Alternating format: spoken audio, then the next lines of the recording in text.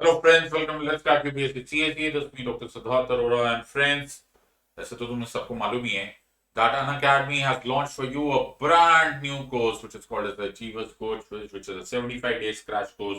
इसमें सारे subjects 75 days में cover किए जाएंगे with regards to or with the reference to your upcoming exam of UPSC CSE Prelims 2021.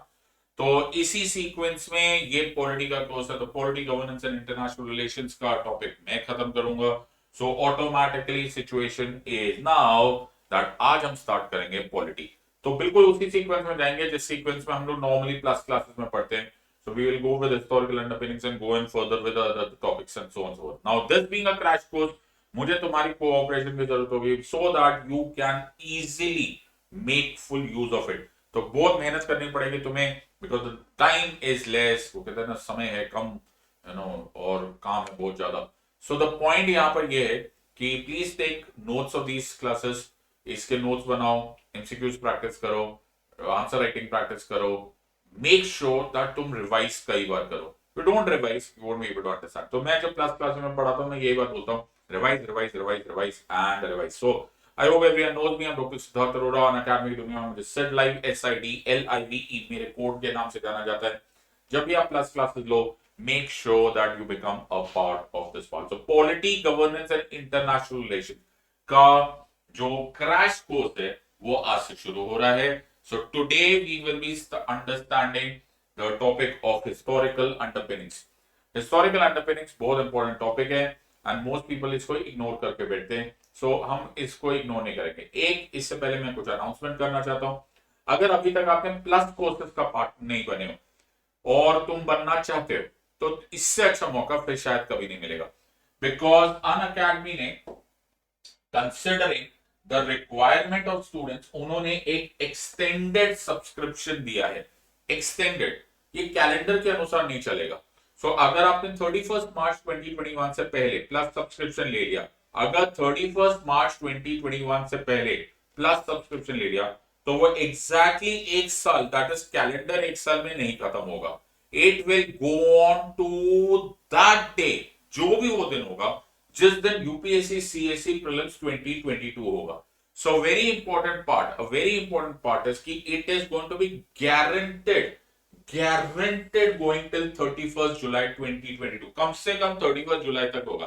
तो बिल्कुल absolutely it will be catering to the needs of your prelims. तो अगर अभी तक नहीं ज्वाइन किया है, मैं अभी बोल रहा हूँ, इससे बड़ा अच्छा मौका है. 31st January 2021. Make sure that you take advantage of this. Use my code SIDLIVE and you will get an immediate 10% discount also. अब इससे ज्यादा क्या मेगा ऑफर कोई दे सकता है. Those of you जिनको polity governance international relation PSIR की जरूरत है, तो मेरे ही सारी क्लासेस मेरी ही है. P that is polity, G that is governance, IR that is international relations for GS. उसी तरह से मेरे ही PSIR के ऑप्शनल कोर्स भी है. और इन सारे ही कोर्सेस में आपको कोर्स के बीचों बीच ही मैं intense answer writing as well as MCQ practice करा देता हूं. सो चाहे तुम प्लस क्लास लो, चाहे आइकॉनिक क्लास लो, जिसमें तुम्हें आइकॉनिक में तुम्हें मेंटोर्स मिलेंगे, you should use the code SIDLIVE. एंड अगर तुम ऑप्शन साथ में यूज करते हो तो make sure that you take an optional combination courses में तुम्हें बहुत पैसे बच जाएंगे. एक बार नोटिस करो, 29% of. Can you imagine this part?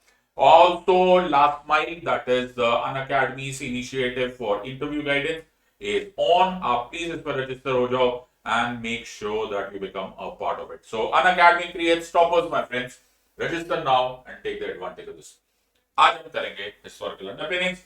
Take out your registers, get and start making rules of this one. So ऐसे नहीं पढ़ना start करते, मैं ऐसे पढ़ाता नहीं. Okay. So you have 75 days और हमें क्रैश कोर्स खत्म करना है और हमें उसको सब्सटैंशियली किसी तरह की लॉजिकल कंक्लूजन आनी चाहिए. तो कुछ स्टडी प्लान होना चाहिए. तो स्टडी प्लान क्या होगा? तो सबसे पहले हम इसको कंबाइन करने की कोशिश करेंगे into facts, events, philosophy, policy, current affairs. अब बताओ, ये भी एक ट्रेजेडी होगी. क्यों? क्योंकि हम पढ़ रहे हिस्ट्री लेकिन फिर भी करंट अफेयर्स पढ़ रहे. तो इन सब को हम कंबाइन करेंगे. जब तक ये सारी चीजें कनेक्ट नहीं होती तुम व्यर्थ ही पढ़ रहे हो. ओके, वेस्ट ऑफ टाइम, ये सब पढ़ने का फायदा ही नहीं होगा, so don't do that part. तो ये जब भी हम पढ़ेंगे अब से, okay, so all these things are connected. ये स्कूल और कॉलेज लेवल की एग्जाम है नहीं, स्कूल और कॉलेज में होता था पढ़ लो यार, रट लो, फैक्ट्स है। I have been repeating this a million times and I repeat it a million times again. UPSC CSE में फैक्ट्स के मार्क्स मिलते ही नहीं, कनेक्शन ऑफ फैक्ट्स के मार्क्स मिलते हैं। एंड दैट इज व्हाई मेरे को करीब करीब गारंटेड हो गया है कि जो स्टूडेंट्स मुझसे पढ़ते हैं उनको मैं इतना ड्रिल कर देता हूं कि they do not get lost in the world. तो यूपीएससी जितना मर्जी कंफ्यूज करने की कोशिश करेगी, you won't get lost because and only because आपको कनेक्शन आता है। तो इसको कनेक्ट करने की कोशिश करेंगे। तो आज का क्लास जो स्टडी प्लान है वो अनुसार आज मैं खत्म करूंगा द रेगुलेटिंग एक्ट्स को खत्म करेंगे, और हम the government of India act 1858 को खत्म करेंगे, और Indian councils act of 1861, 92 and 1909। तो हम 1909 तक पहुंच जाएंगे, ठीक है।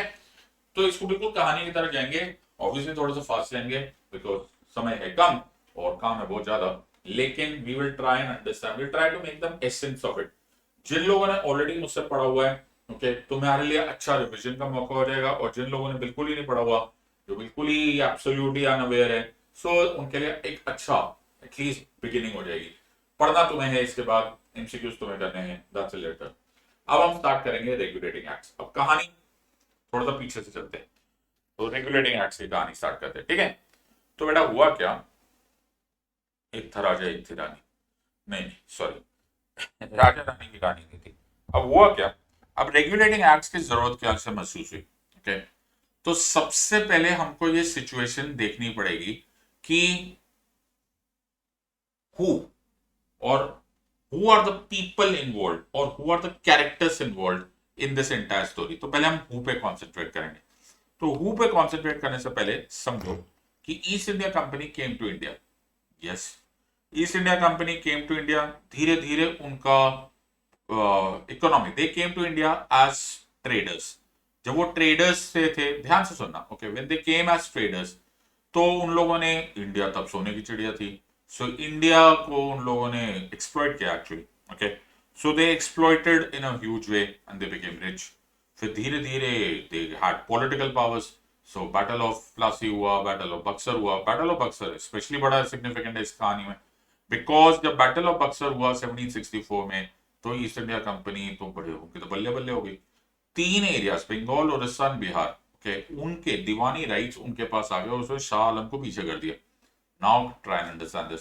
सो East India Company came to India, East India Company became rich, East India Company became stronger politically, East India Company became stronger militarily, सब कुछ हो गया। लेकिन ईस्ट इंडिया कंपनी में साथ साथ करप्शन भी होने लग गया। When corruption happened, so एक ऐसा जमाना आया, एक ऐसा टाइम आया when East India Company, when it should have been hugely profitable, instead became or went into a huge debt, loan में चले गए भयंकर। उस टाइम पे अबाउट 1 मिलियन पाउंड्स, उस टाइम पे। I hope you are understanding, we are talking the 18th century. So they went to the British government ने इनको भेजा था, okay. I hope you understand, they had come under what is called as charter. Charter means the licence to trade in India और wherever you want to trade. सो ये royal permission जो थी, okay, ये उनको मिल तो गई थी, they made full advantage of that. लेकिन now they went back to British government and the British government को बोला कि हमको इस पूरे सिचुएशन से डेल्व आउट करो, you know, save us from this part. So salvage जो सिचुएशन थी वो तो करनी थी, लेकिन 1 मिलियन पाउंड्स तब भी बहुत इंपॉर्टेंट अमाउंट था। तो ईस्ट इंडिया कंपनी को रेगुलेट करने के लिए, कंट्रोल करने के लिए, to rein in, British government ने कुछ लॉस पास किए, और उन लॉस में जो नाम दिया गया उनको नाम दिया गया रेगुलेटिंग एक्ट्स। इन्हीं को बाद में चार्टर एक्ट्स या फिर ईस्ट इंडिया कंपनी एक्ट्स के नाम से जाना गया।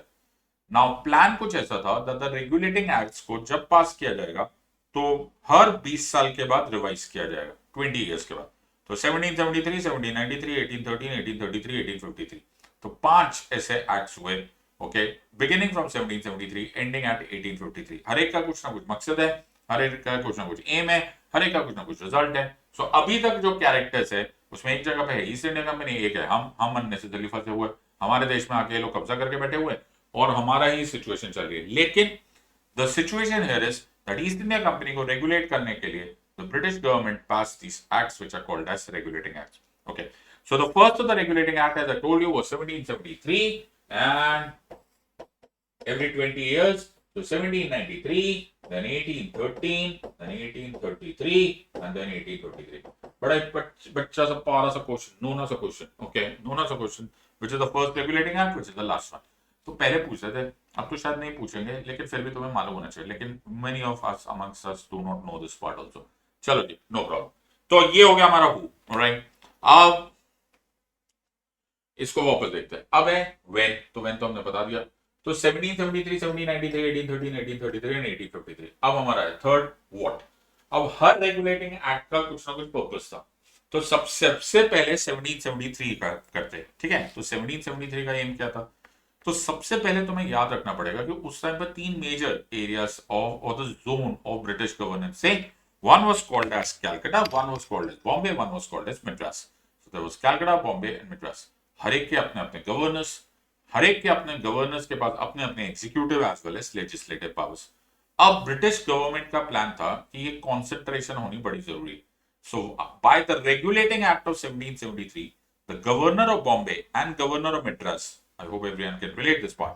Okay, so governor of Bombay and governor of Madras, okay, इनके धीरे धीरे legislative powers यानी कि law making powers भेज दिए गए to the governor of Bengal. In other words, governor of Bengal के पास higher powers थी as compared to governor of Bombay and Madras. इसको बोलते हैं the powers of negation. Okay. अब गवर्नर ऑफ बंगाल को एक नया टाइटल मिला. He was called as governor general of Bengal. और जिनको नहीं मालूम है सर, मालूम है हमको भी, वॉरेन हेस्टिंग्स. ओके, तो तुम्हें यहां से ये देखो, ये है व्हाट, लेकिन व्हाट से तुम्हें कनेक्शन हो जाएगा हु को. ओके, तो you understand there is a connection. तो एक इसको अलग अलग ऐसे डिपार्टमेंट्स में हम नहीं पढ़ सकते. सो वॉरेन हेस्टिंग्स के पास गवर्नर जनरल ऑफ बंगाल बन गया, लेकिन गवर्नर जनरल ऑफ बंगाल अकेला करेगा क्या? अब करेगा, इसलिए उसको करने के लिए ही नीडेड हेल्प. और उस टाइम पर एक 4 membered governor general in council बनाया गया, which was an executive council also performing legislative function. तो वो dual काम करता था, but वो primarily executives थे. All right, fair enough. Now you have Governor General of Bengal. ये तो गलत बात हुआ. Yes, तो पहले बॉम्बे में था, मद्रास में था और बंगाल में था. Now बॉम्बे और मद्रास की पावर्स उठाकर तुम कॉन्सेंट्रेट कर रहे हो. इस कॉन्सेंट्रेशन ऑफ पावर को सेंट्रलाइजेशन ऑफ गवर्नेंस बोलते हैं. क्या बोलते हैं? Centralisation of governance. तो अगर क्वेश्चन आता है which is the first step of centralization of governance in India, the obvious answer will be regulating acts. So of 1773. So regulating act of 1773 was the first one or the first step in which centralization of governance in India started. So just one second. All right. So this was 1773. But sir, इससे कुछ हुआ? देखो, plan वापस चलते.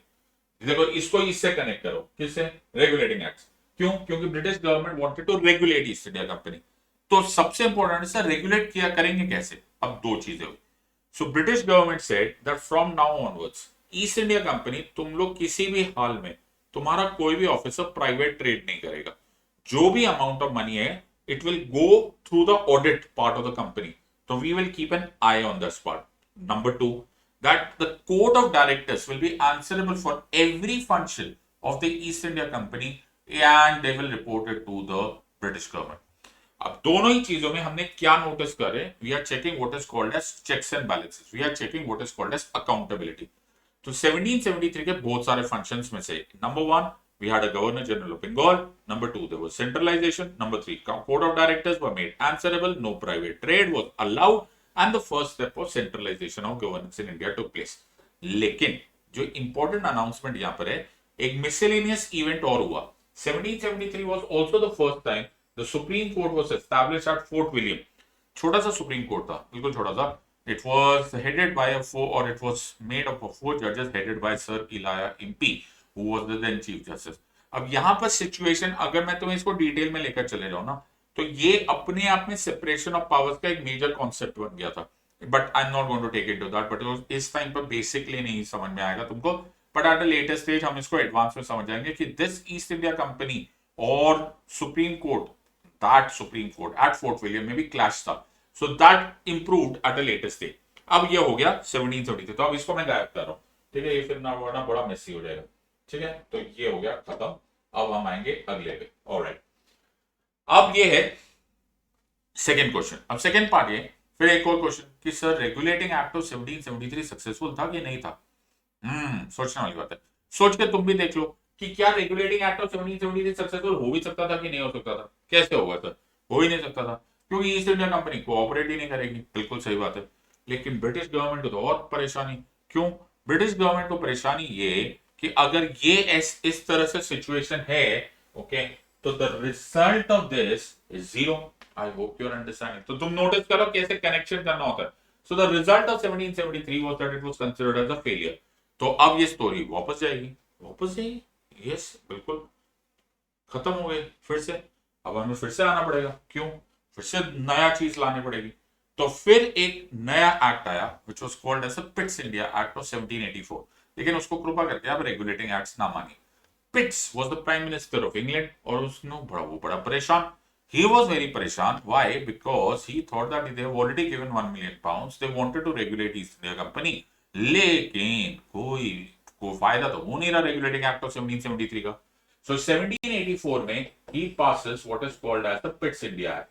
And the Pitt's India Act, please don't mix it as regulating act. It was the Pitt's India Act. Okay, और इसने दो चीजों को contribute किया। One was he introduced the concept of what is called as double government.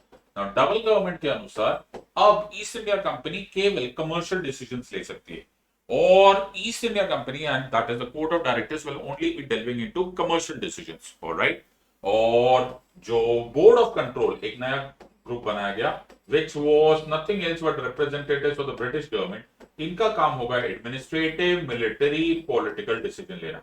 ओहो, प्यारी सी east India company इधर टूट गई बिल्कुल। इनके आधे से ज्यादा पावर्स तो यहां से गायब भी हो गए because right in the middle it was split into two parts. तो एक बड़ा प्यारा question, which act introduced the concept of double government in India?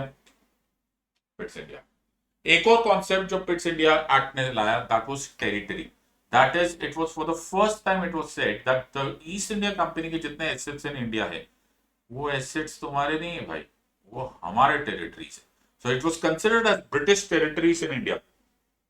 Pitt's India Act को अगर हम इस बात से सोचें कि पिट्स इंडिया एक्ट क्यों पास किया गया, तो it was to make good all the deficiencies और the failure of 1773। How successful? To a certain extent. yes, it was able to slightly control East India Company, but अभी मेहनत करनी बाकी थी। So let us understand this as the next part. अब दो acts है जिनको आपको ज्यादा डिटेल में नहीं करने हैं। वन इज कॉल्ड एज 1793 का रेगुलेटिंग एक्ट। तो अगर मैं इसको क्विकली चले जाऊं तो रेगुलेटिंग एक्ट ऑफ 1793 ने क्या किया? तो regulating act of 1793 increased centralization and gradually it started creating more and more powers of the British government and less powers of the East India Company. तो to a certain extent अगर आप regulating act of 1793 की बात करो which was later on also called as the Charter Act of 1793, तो regulating act आमतौर पे ना 1773 के लिए यूज करते हैं but it can be very easily understood. लेकिन जो हेडिंग था वो चार्टर एक्ट हो गया था बाय द वे 1793। तो अगर आप 1793 का रेजोल्यूशन ऑफ ब्रिटिश पार्लियामेंट कभी पढ़ोगे तो या उसकी कमेंट्री पढ़ोगे तो it was amongst those act जिसको बोला जाता बड़ा इजीली पास कर दिया गया क्योंकि उसमें कोई खास चेंजेस हुए नहीं। इसी तरह से act of 1830 which was 20 years down the line, okay, फिर से revision of terms and conditions of the charter किए गए, hence called as charter act. अब इस चार्टर एक्ट में एक चीज हो गई टू अ सर्टेन एक्सटेंट। अगर तुम्हें चार्टर की डेफिनेशन याद थी तो चार्टर की definition was that it was a permission to trade in India, but what was important word is इसमें एक छुपा हुआ वर्ड है, it was the exclusive permission to trade in India. Devil lies in the detail. So it was the exclusion which is very important. तो उस exclusion की वजह से the only company which could trade in India was East India Company. तो इसको बोलते हैं monopolization. Monopoly थी मजे। एक तो इंडिया इतना अमीर, ऊपर से ईस्ट इंडिया कंपनी को चार्टर, ऊपर से उसको मोनोपोली। लेकिन एक कुछ और ही गड़बड़ होने वाली थी। इंग्लैंड को क्या मालूम था? इंग्लैंड के पीछे वहां पे पड़े हुए थे यूरोप में नेपोलियन बोनापार्ट। सो नेपोलियन बोनापार्ट ने दो डिक्रीज पास की in 1805 and 1806, the Berlin and the Milan decree, and that was very similar to like the sanctions, okay, और उन्होंने बोला कि it made very difficult for British government to levy taxes and to create taxes from trade in Europe. अब जब मुसीबत आती है तो किसको देखेंगे? तो वो देखेंगे कॉलोनी को। तो उन लोग कॉलोनी को देखने लगे इंडिया में, लेकिन इंडिया में तो एक ही कंपनी ट्रेड कर रही थी, that company was east India company. So act of 1813 में, अगर तुम, फिर मैं बोल रहा हूं, अगर तुम रेजोल्यूशन कभी पढ़ पाओ, वैसे तुम्हें शायद मिलेगा नहीं, लेकिन अगर तुमने मेरी क्लासेस अटेंड किया हो तो मैंने उसको स्क्रीनशॉट्स लगाए थे, you could see that part. So if you could go through that part, then you will realize that there was huge pressure on the British Parliament कि यार कुछ तो करो, ऐसा कैसा। ओके, एक तो वहां पर नेपोलियन ने जीने नहीं दिया, ऊपर से तुमने मोनोपोलाइजेशन कर दिया। So under the pressure from this lobby, British government or the British Parliament decided in the Act of 1830 to remove the monopoly of East India Company. तो अगर कुछ क्वेश्चन इससे बनता है तो I think you should be able to understand. So अभी तक मैं यहाँ पर who, when, what and result देखते जा रहे हो, तो तुम्हें मेजर चीजें याद होनी चाहिए कि 1773 में क्या क्या हो गया फाइनली, 1893 में क्या क्या हो गया और 1830 में क्या हो गया।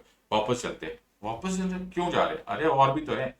अब पढ़ेंगे हम the very important act, and that act was Act of 1833. So that act was Act of 1833. देखो बड़ा कनेक्शन देख रहे हो तुम, are you understanding the connection? Sir बातों में मैंने तुम्हें सारा कनेक्ट करवा दिया। ओके, अब बिल्कुल कनेक्शन में जा रहा है, बिल्कुल फ्लो में जा रही है, ऐसे लगना चाहिए स्टोरी बन रही है। ओके, तो अब हम जाएंगे एक्ट ऑफ 1833। तो अब एक्ट ऑफ 1833 फिर 20 साल बाद हुआ। अब एक्ट ऑफ 1833 में तो कमाल ही कर दिया ब्रिटिशर्स ने। अब ब्रिटिशर्स ने क्या बोला कि याद है तुमने बॉम्बे, मद्रास, ये सब तुमने पावर्स धीरे धीरे देनी स्टार्ट की थी, अब ऐसा करते तुम्हारे लेजिस्लेटिव काउंसिल से उड़ा देते। So in other words all the legislative provincial legislative assemblies उनको उड़ा दिया गया, उनको अबॉलिश कर दिया गया, and all the powers came in the concentration of the governor general of Bengal.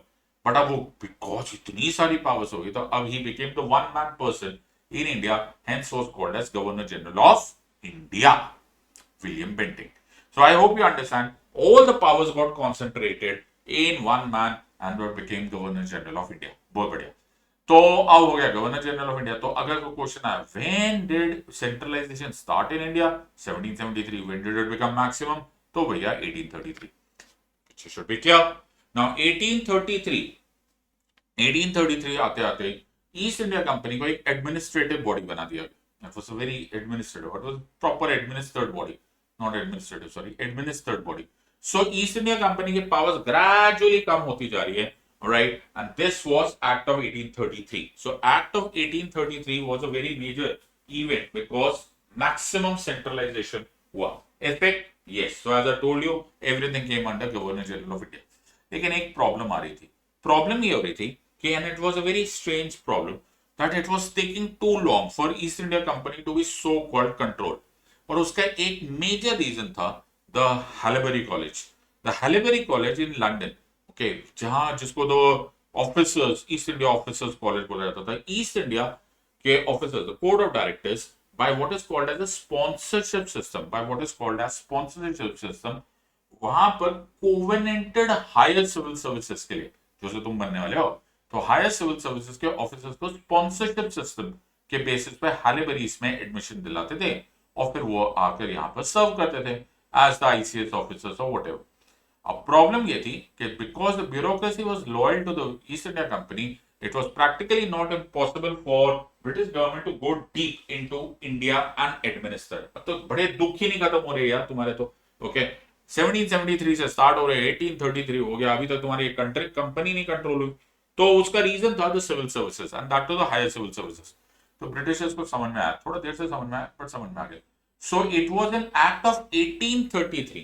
It was in the act of 1833 कि एक proposal दिया गया of what is called as the open examination for civil services. So open examination for civil services का proposal, PROPOSAL, okay, PROPOSAL, अच्छा जल्दी में बोल दिया।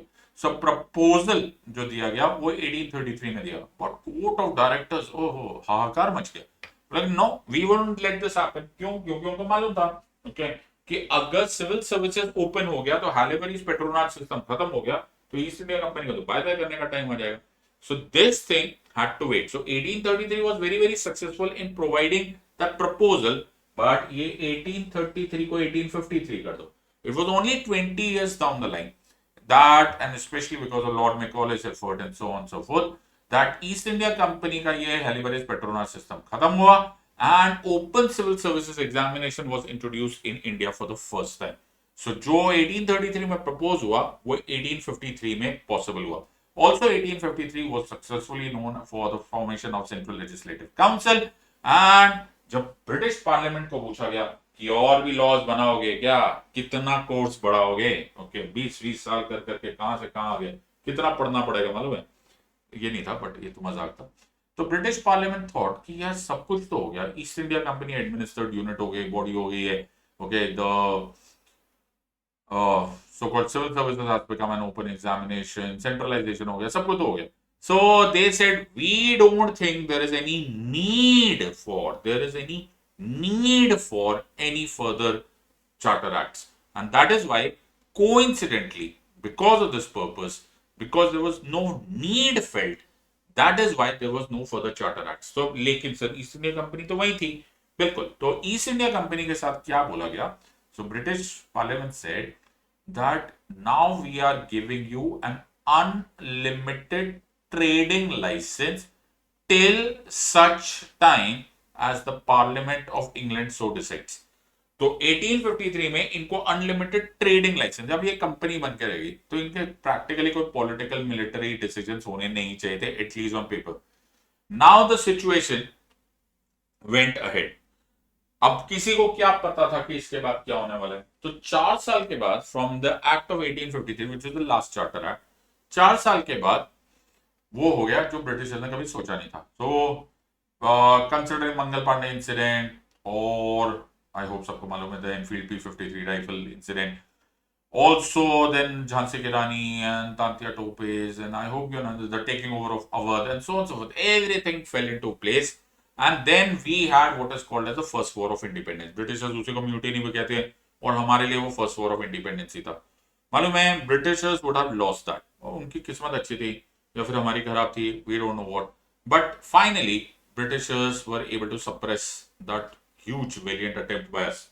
अब हुआ क्या? That soon after this Britishers realized कि भैया जो गलतियां हो रही है ना उसको दोबारा नहीं करना पड़ेगा, because इसमें प्राइमरी गलती was things like Dalhousie ka doctrine of lapse and so on and so forth. So Indians wouldn't take this easily. So now there were two very important events that came one after another. First, Britishers passed what is called as the Government of India Act 1858. इसको नाम दिया गया Act of Good Government in India. So it was called as Act of Good Government in India. अब इससे थोड़ी बहुत चीजें हुई जो हमें रियलाइज करनी पड़ेगी. So why was very important. Plan ये था कि हम यहाँ पर अब इंडियंस को दोबारा इस सिचुएशन में आने नहीं देंगे कि सो कॉल्ड उनके भाषा में बगावत हो जाए या फिर हमारी भाषा में वॉर ऑफ इंडिपेंडेंस हो जाए. अब इसके दो तरीका था.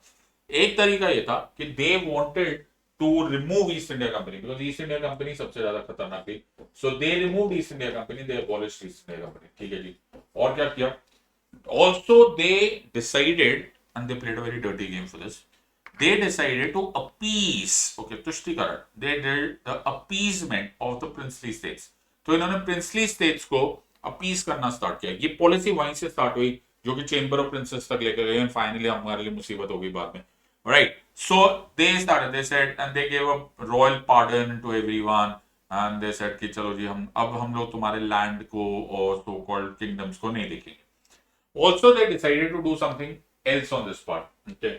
So what did they do about this part? So one, they abolished the office of the Governor General of India. So अब Governor General of India का ऑफिस abolish हो गया और उसकी जगह एक ऑफिस आ गया which was called as Viceroy. Viceroy was the direct representative of the crown. So he was the direct representative of the crown. In other words, Queen Victoria ने अपने आप को proclaim करा लिया as the Empress of India. I hope तुम्हें ये story समझ में आती जा रही.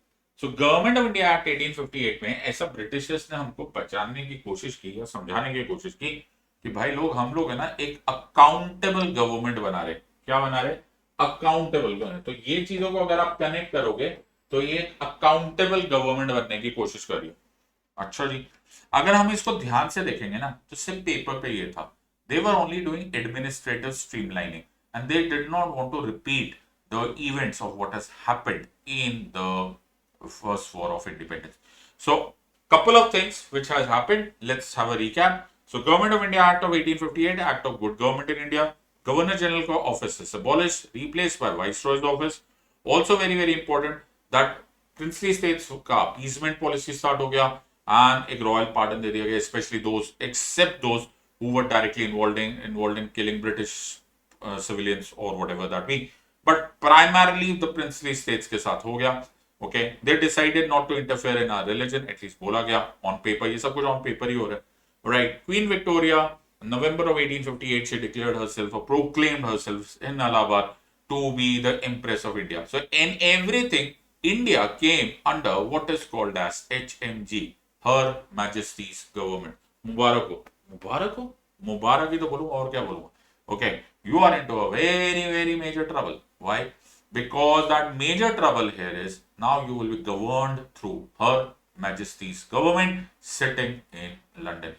तो ये एक मेजर सिचुएशन हो गई, और ये मेजर सिचुएशन इसलिए हो गई बिकॉज एक नया ऑफिस बनाया गया. सो एक मेजर ऑफिस बनाया गया that was called as the secretary of state of India. The secretary of state of India was sitting in London and he headed a council of members which was called as India Council. So the strongest office that was made was Secretary of State of India. So who the Secretary of State, और यहाँ पर the Viceroy. So Viceroy will be the boss here and Secretary of State will be here. अब तुम्हें याद होगा एक double government बनाई गई थी पिट्स इंडिया एक्ट में, तो उसमें था एक बोर्ड ऑफ कंट्रोल, एक कोर्ट ऑफ डायरेक्टर्स. अब उन दोनों को मर्ज कर दिया गया और उठा के सेक्रेटरी ऑफ स्टेट को दे दिया गया.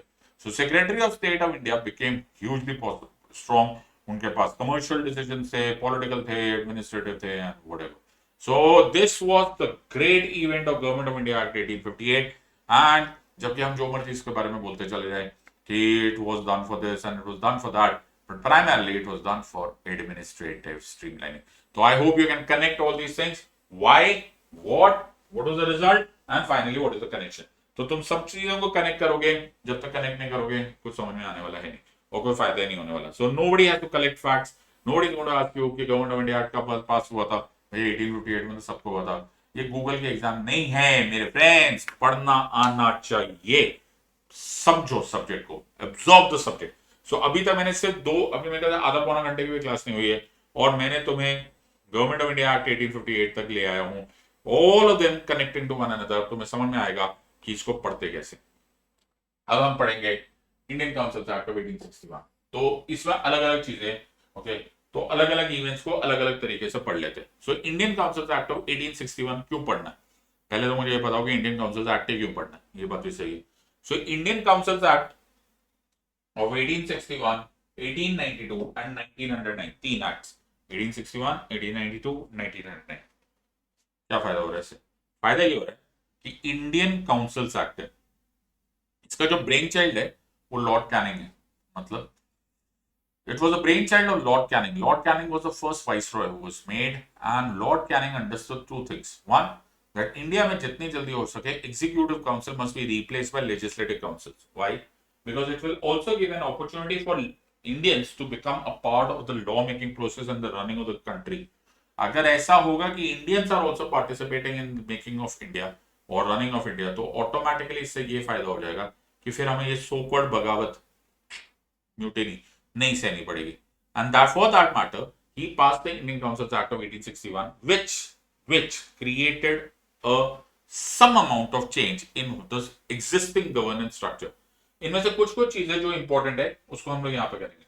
नाउ आई होप तुम्हें याद होगा कि सेंट्रलाइजेशन ऑफ गवर्नेंस कंप्लीट हो चुकी थी bye act of 1833. Now by the Indian councils of act of 1861 वो जो खत्म हो गए थे ना, अबॉलिश हो गए थे लेजिस्लेटिव असेंबलीज, उनको रिवाइव करना स्टार्ट किया गया. So the first step of decentralisation of governance in India was 1861. Okay, one is this. Second is he introduced what is called as a portfolio system. ऐसा नहीं है कि ये एग्जैक्टली उसी दिन ही हुए थे. एक्चुअली बहुत सारे ये सिस्टम जैसे पोर्टफोलियो सिस्टम वगैरह 1859 में लॉर्ड कैनिंग ने ऑलरेडी प्रपोज कर दिए थे, लेकिन देन एज ए सेड कि उसका स्टैट्यूटरी या लीगल सैंक्शन आना स्टार्ट हुआ. It was the portfolio system, division of the government into departments और मिनिस्ट्रीज, जो आजकल भी होता है. आइडिया ये था streamlining of administration and increase of answerability. Number 3 is legislative councils को डेवलप करना स्टार्ट किया गया. So for the first time ever, 3 Indians were in an unofficial capacity allowed to sit in the legislative councils. और ये legislative council में जो थे वो थे राजा बनारस, महाराजा पटियाला एंड सर दिनकर राव। ये अनऑफिशियल मेंबर्स थे। अब अनऑफिशियल मेंबर्स होने का मतलब क्या हुआ? मतलब वो वर नॉमिनेटेड बाय द वाइसरॉय, उनके पास कोई एक्चुअल पावर्स नहीं थी। बट फिर भी यार चेंज तो हुआ, इंडियंस बैठे तो सही लेजिस्लेटिव काउंसिल में। Second, another important point he introduced was called as ordinance system. Now, what is ordinance system? ये ordinance system वही है जो आज तुम पढ़ रहे हो, कोई खास उल्टा सीधा नहीं है, सेम है। जो आज तुम आर्टिकल 123 में प्रेसिडेंट के लिए या आर्टिकल 213 में गवर्नर के लिए पढ़ते हो, ये वही ऑर्डिनेंस सिस्टम है। सो वाइसरॉय होने के नाते लॉर्ड कैनिंग ने बोला कि हर टाइम मैं लेजिस्लेटिव काउंसिल का इंतजार करूं क्या लॉ बनाने का? ना। So sometimes I should be allowed to make a law despite और regardless of the fact that legislative council is absent. Even if it is absent, I can make laws. यही वो ordinance है जिसको actually हमने हूबहू copy कर लिया। Okay. And finally, as I told you, because we have already taken Indian 1861 को हम एक successful beginning बोल सकते हैं। That yes, it introduced certain things which introduced the concept of legislative councils, also increased the concept of decentralization, also increased administrative streamlining, also increased departmentalization, also increased responsibility. बस करोगे? हाँ तो so I hope everyone has understood and this is that. So तुम notice करो ऐसे पढ़ते, you know, quickly it should come into the mind, make the key features एक side पर, make the key features एक साइड पर and answer that. So पढ़ने का एक तरीका होता है, ऐसे टाइम पास में पढ़ने से कोई पास नहीं हुआ exam. So there is a method to this madness and that is why we create toppers. Okay, इसलिए मेरे जो मैंने जिन लोग स्टूडेंट्स पढ़ाया, very very proud of them. They will destroy competition like this. Alright. So ये हो गया 1861। अब प्रॉब्लम क्या है? प्रॉब्लम ये है कि 1861 हुआ क्यों? आप भी बोलोगे यार विचित्र बातें करते हो यार, क्यों हुआ? मतलब ये लॉर्ड कैनिंग ने पास किया? अरे ये तो कि who has done this? Who has done this is very different from why it has to be done. Okay. So why का concept is very very different from who has done this. So Lord Canning ने ये किया था on the political background of the war of 1858. मैंने क्या बोला? It was the political background of war of 1858. That is the first war of independence. लेकिन ऐसा थोड़ा ना था कि political events होने ही बंद हो गए। Then later on came another political event and that was the 1885 formation of the Indian National Congress. और जब कांग्रेस आया, जब इंडियन नेशनल कांग्रेस आया, so there was even more pressure to make more legislative councils. More legislative council का मतलब है more Indians involved, more powers to the legislative council. तो उस pressure में आया what is called as Indian Councils Act of 1892. तो Indians को पहले ही इन्वॉल्वमेंट था, लेकिन अब इंडियंस की इन्वॉल्वमेंट बढ़ा दी गई। सो पहले था only the nomination by the viceroy, now there was indirect, that is now there was nomination by the universities, by chambers of commerce, zamindari and so on and so fourth. तो मैं क्या बोल रहा हूं? रिप्रेजेंटेशन बढ़ता जा रहा है। Okay, the more the representation, more will be the powers and that is what happened and that is also very important in terms of executive and legislative relation. तुम नोटिस करते जा रहे हो कि अभी तक मैंने बार बार नाम लिया गवर्नर जनरल का, वाइसरॉय का, कभी कभी लेजिस्लेटिव काउंसिल का, लेकिन primarily it was the executive which was dominating the show. और धीरे धीरे ऐसे लेजिस्लेटिव के दिन आ रहे थे। तो बट जब तक पहले तक देखा तब तक इंडियंस के पास या for that matter legislative council का पावर बहुत कम थी नहीं, इंडियंस के पास तो थी नहीं। बाय द टाइम 1892 आया, now they could start discussing budget. Do you realise that the executive legislative का हिसाब is now changing? Okay, so now they are now changing. So if they changing, gradually we seeing legislative council becoming stronger. अगर तुम notice करो, so this is the beginning, or this is actually we are going towards what is called as the formation of the parliamentary system. So ये धीरे धीरे बढ़ता जा रहा है। देखो तुम नोटिस करो कनेक्शन, ये क्यों पढ़ा जा रहा है यार? ये पढ़ क्यों रहे? ये हमें हिस्टोरिकल अंडरपिनिंग, मुझे क्यों पढ़वा रहे हो यार? मैंने थोड़ा हिस्ट्री का एग्जाम देना है, मैं तो कॉन्स्टिट्यूशन एक्सपर्ट हूँ, मैं तो पॉलिटी का एक्सपर्ट हूँ, मुझे क्यों पढ़वा रहे हो? ओके, मैं नहीं पढ़ रहा। ओके, मैं क्यों हिस्ट्री इतना पढ़ रहा हूँ? मैं इसलिए पढ़ रहा हूँ मेरे बच्चा, बिकॉज मैं इसलिए पढ़ा भी रहा हूँ तुमको, बिकॉज ये जो एग्जीक्यूटिव एंड लेजिस्लेटिव का रिलेशनशिप है ना, ये ही हमारा अल्टीमेटली पार्लियामेंट्री सिस्टम बना। तो इसलिए पढ़ाया जा रहा है। ओके, मजा नहीं आ रहा उनको, यूपीएससी को नहीं मालूम, बेचारे सिद्धार्थ से पढ़वा रहे सारे के सारे हिस्ट्री। मुझे थोड़ा आता है ये सब हिस्ट्री वाले पढ़ते हैं। ओके, हमें थोड़ा ये सब मालूम होता है। ये सब क्यों पढ़ा जा रहा है? So as to create idea of how was the evolution of the parliamentary system, how was the evolution of legislative supremacy done in India. So वो ये काम था. Also the number was also increasing. पहले number was 6. The legislative councils could be expanded to 6. Then it was expanded to 16. But now the wide representation we also there was, if you notice, there was wide representation, there was increase in number, increase in power. Everything is increasing in the favor of legislative council. अब बात तुम्हें समझ में आया ये subject पढ़ते कैसे? Ayesha made के किताबें लाइन लाइन डालने से कुछ नहीं होता. You have to draw connections.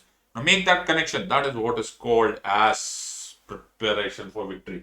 So legislative councils are becoming stronger. Legislative councils are having wide representation, and legislative councils are having bigger powers.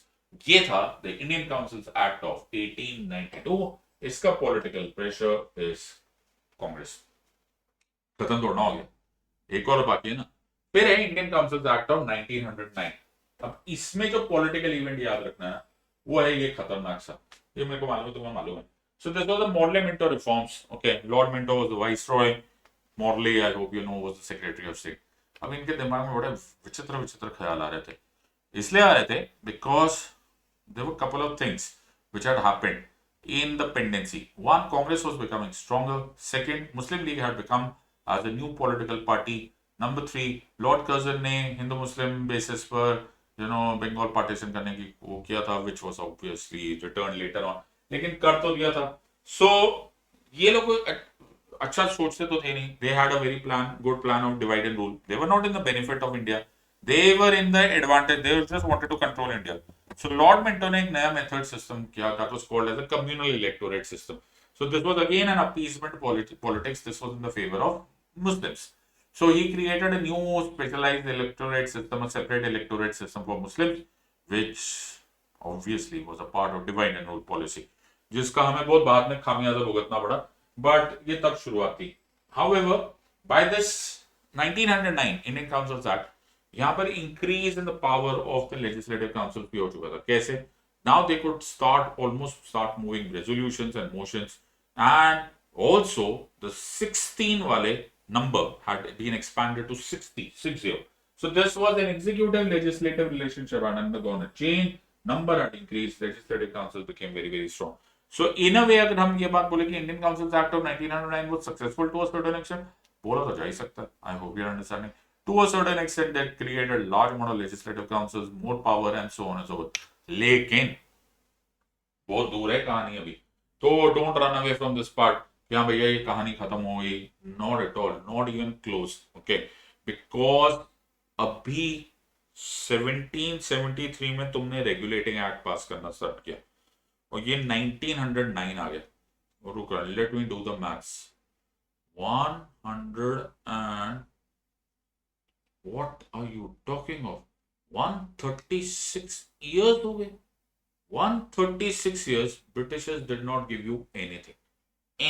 अभी तक तो हम इसी बात पे स्ट्रगल कर रहे हैं कि हमारे पास कब कितना पावर्स हो गया, सप्लीमेंट्री क्वेश्चंस आ रहे नहीं आ रहे, वी कैन डिस्कसिंग बजट और not and so on so forth. सो ये क्या हुआ? 1909 में तो तुम यहीं थे और 1947 में तुम आजाद भी हो गए. what happened in this, what did not happen in this last 136 years or so, and what happened in these 38 years that India became independent? One very major great contribution was the entry of Mahatma Gandhi into the picture, and we will see that in the next class how Mahatma Gandhi changed the entire course of this entire thing. And also, let's not take away the entry of Netaji Subhash Chandra Bose, and the international environment also helped quite. अब ये बड़ा ही interesting part हो जाएगा, but वो हम next class में करेंगे, अभी नहीं करेंगे. Okay, so the point here is कि यहां तक हम लोग इस बात को समझ चुके हैं कि what have been the changes in executive, what have been the changes in the legislative, and so on so forth. तो हमने इसको पढ़ने का तरीका देखो. Okay, there is a method to this madness. अगर आप ऐसे नहीं पढ़ोगे ना तो मशीन चलेगी नहीं, मशीन चलने लगी. Okay, so this is this facts. Okay, then you connect, then you have core topics, then you connect it to policy, constitutional law and philosophy. तो तुम्हें सब कुछ पढ़ना आना पड़ेगा. तो जब आप पढ़ते हो तो आपको अंडरस्टैंडिंग आनी चाहिए with regards to यार कोई ऐसा टॉपिक फैक्ट ऐसा तो नहीं है. क्यों for that matter, why Government of India Act 1858 was passed soon after War of Independence? क्यों गवर्नमेंट ऑफ इंडिया एक्ट 1858 क्यों बोला उसको? गवर्नमेंट ऑफ इंडिया, उसको चार्टर एक्ट क्यों नहीं बोला?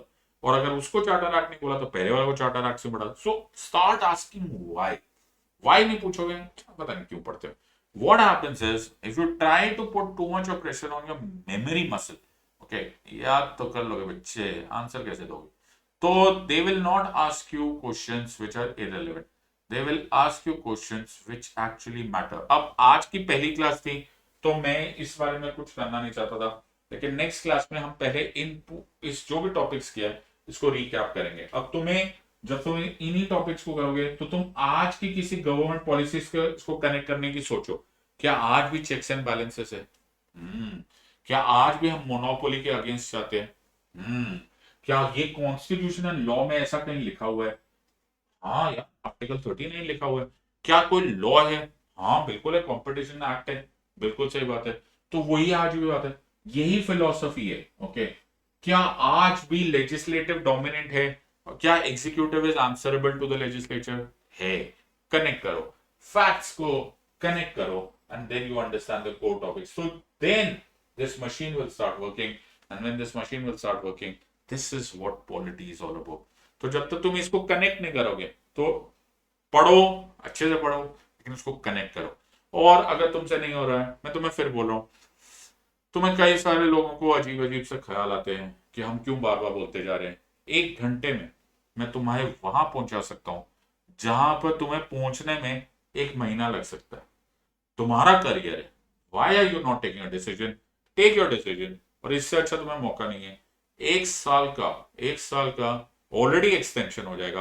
All you have to do is use the code set live. सिर्फ set live code use करो, तुम्हारे पैसे भी बच जाएंगे, तुम्हारा राइट टाइम पे प्रिपरेशन भी हो जाएगी, और तुम नेक्स्ट प्रीलिम्स के लिए रेडी हो जाओगे। सो अभी तुमने अंदाजा नहीं देखा है कि ये क्या ऑसम एक्सपीरियंस होता है। You are a wise gang of students my friends, take a wise decision now. अब इससे पहले कि मैं इसको खत्म करूं, मैं तुम्हें ये बात बता देता हूं, अगर तुमने इस कोर्स का फायदा उठाना है, सही मायनों में उठाना है, if you really want to take advantage of this, make sure that you revise this part.